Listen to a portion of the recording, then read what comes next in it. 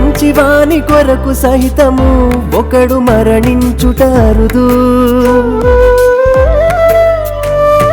పాపులకై ప్రాణమిచ్చిన ప్రేమకు కట్టలేము ఖరీదు. ద్రోహి అయిన యూదానే ఆయన కడ వరకు విడువలేదు.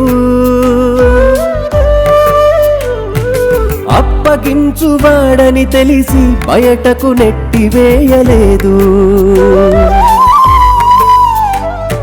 దొంగని తెలిసే ఉద్యోగం ఇచ్చాడురా, ధనము సంచి యూదా దగ్గరనే ఉంచాడురా.